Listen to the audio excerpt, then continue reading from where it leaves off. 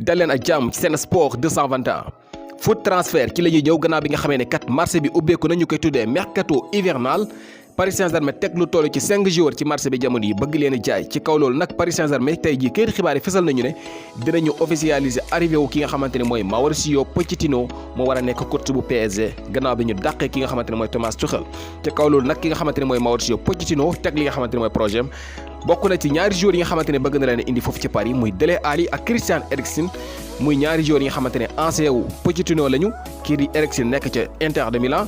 Dele Alli nekk ca Tottenham kii di Mauricio Pochettino bëgg na leen indi foofu la ca Paris Saint-Germain ci kaw loolu nag Paris gis ne fokk ñu jaay comme ñu mën a indi yeneen i joueurs bokk na ci 5 joueurs yi ñuy bëgg a lim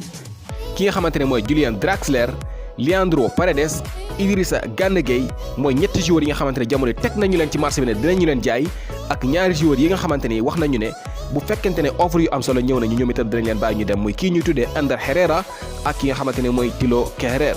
bu fekkente ne ki nga xamante ne moom la ñuy tuddee Julian Draxler moom 6 mois moo des ci contrat ak Paris Saint-Germain yàgg nañu ko bëgg a jaay waaye kii di Draxler moom dafa bañ na du dem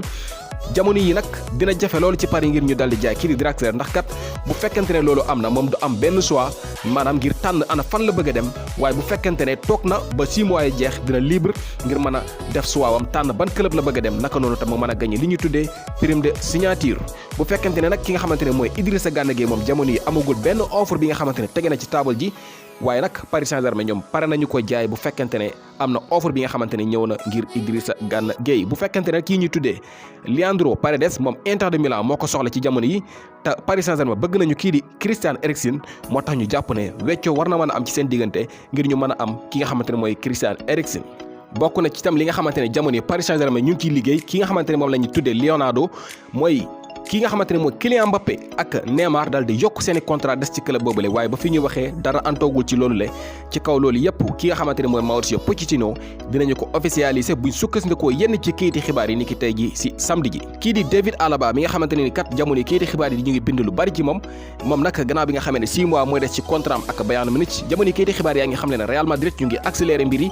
te buñ sukkandikoo ci kayiti xibaar yi sax déggoo am na seen diggante 10 millions d'euros moom la ñuy fay ki nga xamante ne mooy David Alaba ci at mu nekk te dina signé contrat bu toll ci 4 ans ki nga xamante ni nag mooy David Alaba si jëm boppam buy sukkandikoo ci kayiti xibaar yi li mu bëgg mooy Real Madrid dégg nga annoncé mbir yi nu mu gën a gaawee pour xam le ne kat déggoo am na ci seen diggante te dina signé ak ñoom contrat bu toll ci 4 ans ngir mu war a fayeku 10 millions d'euros chaque année